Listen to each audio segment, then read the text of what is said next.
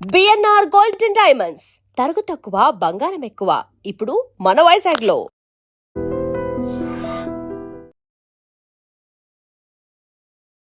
నమస్కారం, welcome to I dream. ధర్మ మార్గం విత్ విజిత కార్యక్రమానికి స్వాగతం.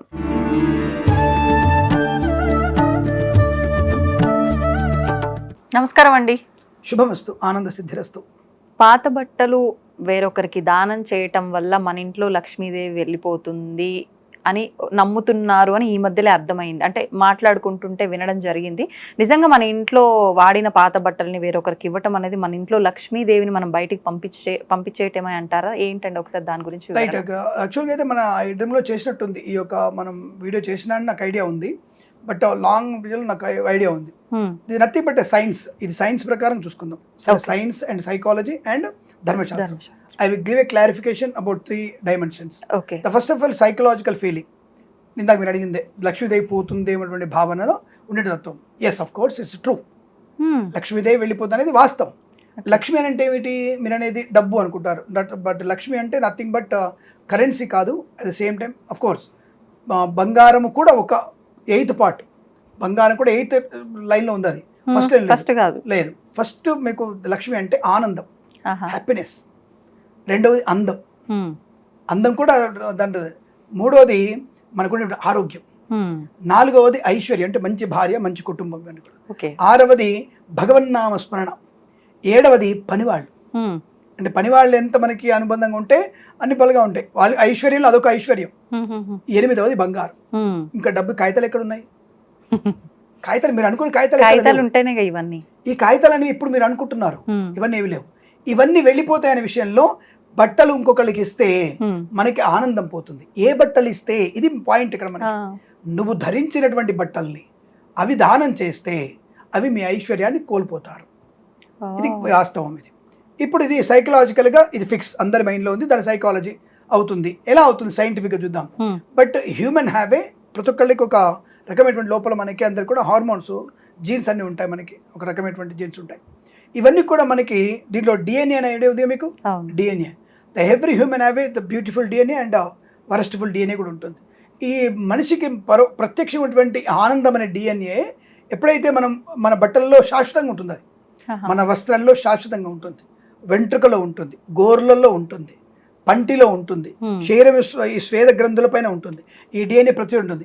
ఈ డిఎన్ఏ అనేది మనకి సిగ్గు తెలిసినప్పటి నుంచి, అంటే మనకు సిగ్గు శరీరాన్ని కప్పుకోవాలని తెలిసినప్పటి నుంచి వస్త్రం లేకుండా ఎప్పుడు లేము.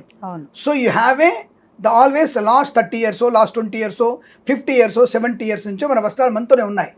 ఇటువంటి వస్త్రాలు ఎంత డిఎన్ఏ ఉంటుంది.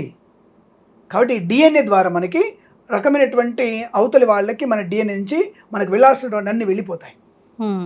అప్పుడు కంపల్సరిగా మనలో ఉన్నటువంటి వికారము, సకారము, అన్ని రకాలైనటువంటి యోగ్యతలు, యోగాలన్నీ కూడా అవతల వాళ్ళకి వెళ్ళిపోయే అవకాశం డిఎన్ఏ ద్వారా సైంటిఫిక్గా ఇది ప్రూవ్ చేస్తారు ఉంటాయి. శుభ్రం చేసిస్తే ఇక్కడ అది పాయింట్. ఎలా ఇవ్వాలి?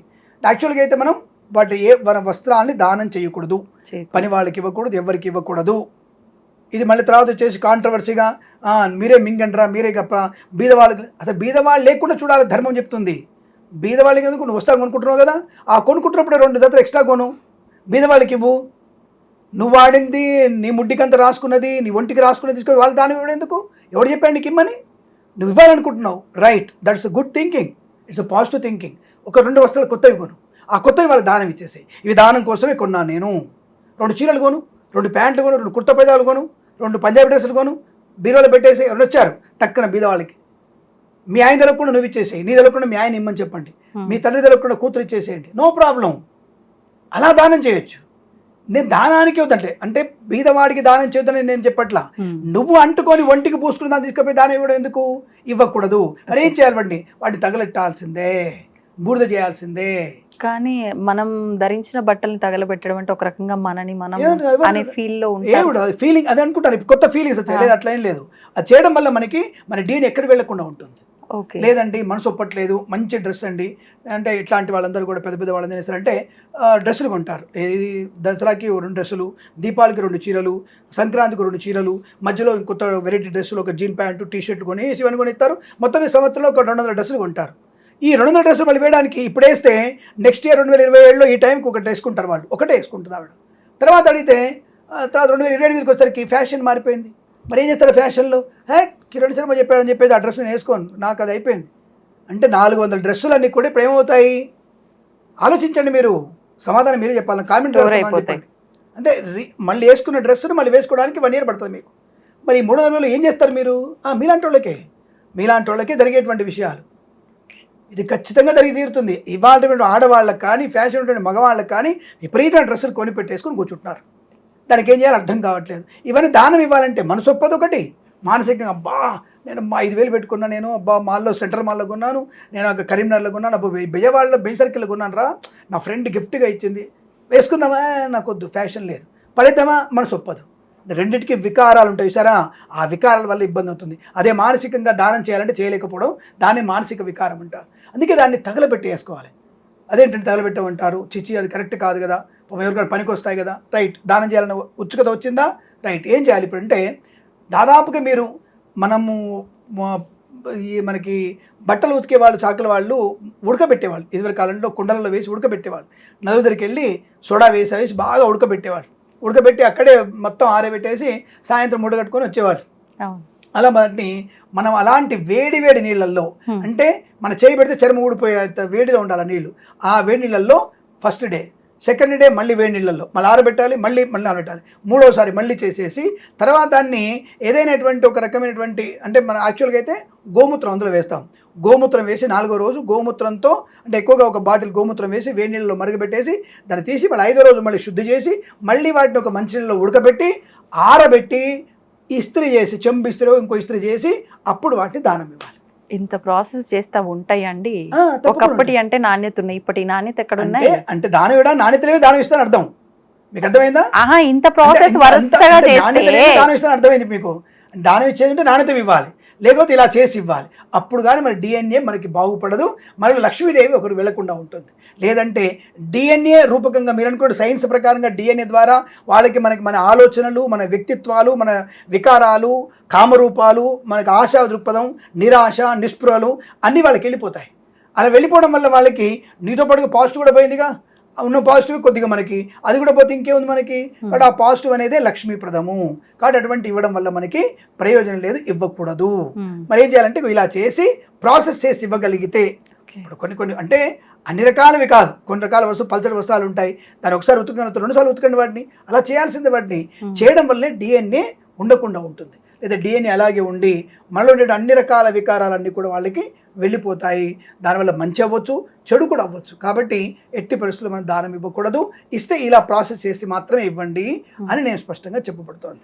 ఇప్పుడు ఓన్లీ వస్త్రాల విషయంలోనైనా ఇలా కొన్ని వస్తువులు కూడా ఒకరికొకరు ఎక్స్చేంజ్ చేసుకోవడము, దానం చేయడం లాంటివి అంటే ఇచ్చేస్తుంటారు కంప్లీట్గా. కొన్నిసార్లు వేసుకొని బోరు కొట్టిందనో, లేకపోతే ఇంకో కొత్తది తెచ్చుకున్న ఇది ఎందుకనో అట్లా, అవి కూడానా? ఇప్పుడు దానం తీసుకున్న ఎవరైనా ఒక వస్తువు ఇస్తున్నారు మీకంటే అవతలి వాళ్ళకి అవసరం లేదే ఇస్తున్నారు. ఇది ఫస్ట్ ఆలోచించండి. అక్కరకు రానిది మీకు ఇస్తున్నారు, అది మీకు అవసరం వచ్చి ఉండవచ్చు. ఆ తీసుకుంటున్నప్పుడు ఓ 50 రూపాయలు వాళ్ళ మొహాన పడేయండి, సింపుల్, పోయేది ఉంది మీకు. అంటే 50 రూపాయలతో కొనుక్కుంటాడు, అంటే వాళ్ళకి ఎట్లాగో అవసరం లేదు కదా. నేను ముఖం మీద చెప్తాను, ఎందుకంటే కిరణ్ శర్మ అనేవాడు ముక్కు సూటి స్ప్రైట్, నేను సూటిగా సుత్తు లేకుండా ఒక 50 రూపాయలు అక్కడ ఇచ్చేసి శుభ్రంగా లేదు. అలా ఇస్తున్నప్పుడే మీరే వచ్చేసి కొన్ని పూలు, 2 కొబ్బరికాయలు, 4 పళ్ళు కొనుక్కొచ్చి అమ్మమ్మ నాకు ఇది ఇచ్చారు కదా, ఈ పూలు తీసుకోండి ఇవ్వండి, సింపుల్ అయిపోయిందిగా. రుణం ఉంచుకోవద్దనా? అలా మనం తీసుకుంటే ఇబ్బంది. నీకు అవసరమే, అవతల వాళ్ళకి అవసరం లేదు కదా. కాబట్టి అవతల వాళ్ళకి నువ్వు తీసుకున్న వస్తువు వల్ల అవసరం వచ్చే పదార్థం నువ్వు ఇవ్వు. పూలు తలకొన పెట్టుకుంటావు, దేవుడికన్నా పెడతావుగా. పళ్ళు తింటావు, దేవుడికన్నా పెడతావుగా. పూలు, పళ్ళు, ఒక కొబ్బరికాయ ఇచ్చేసి అమ్మ థ్యాంక్స్ అమ్మ, ఇది ఇచ్చారు సంతోషం. అంటే రుణానుబంధం కూడా మనకు ఉండదు. అది దానం చేసినట్టు కాదు, కానుక ఇచ్చినట్టు అవుతుంది. ఇద్దరికీ వస్తువు మార్పిడి అవుతుంది. అది నీకున్నది నువ్వు ఇచ్చావు, వాళ్ళకున్నది వాళ్ళు ఇచ్చారు. నీ 1 కోటి రూపాయల వస్తువు ఇచ్చేసావు, అది నీ ఇష్టం. వాళ్ళకున్నట్టు 10 రూపాయల వస్తువు ఇచ్చారు, అది వాళ్ళ ఇష్టం. కానీ ఇక్కడ వస్తు మార్పిడి తప్ప నీకు ధర మార్పిడి విషయం కాదు. అలా తీసుకోవడం వల్ల కానుకలు మీకు అనుకూలంగా ఉంటుంది, లేదా నష్టాన్ని పొందుకునే అవకాశం ఉంటుంది. అదనమాట. ధన్యవాదాలు. శుభమస్తు, అఖండ ఐశ్వర్యమస్తు, సర్వే జన సుఖినో భవంతు. తప్పకుండా మీరు కామెంట్ చేయండి. నా పేరు కిరణ్ శర్మ, నమస్కారం. And for more videos, please subscribe to iDream. Please subscribe to iDream. Please subscribe iDream. And please subscribe to iDream. For more videos, subscribe to iDream. please like, share and subscribe to the channel. Congratulations, iDream. Subscribe to iDream. Subscribe to iDream. So subscribe to iDream Media. IDream team అందరికి huge congratulations. Please subscribe iDream Media. Please subscribe to iDream. Subscribe iDream. Please subscribe to iDream. I dream అంటే నా కళల ఛానల్ను subscribe చేసుకున్న నోరు తిరుగుతలేదు, మీరైతే గంట గుర్తు కొట్టు. For more such videos, please subscribe to iDream. Subscribe to iDream. Please subscribe to iDream. Please subscribe iDream Media. Please do subscribe to iDream. Please subscribe to iDream Media. For best entertainment and information, please subscribe iDream. And don't forget to subscribe to iDream.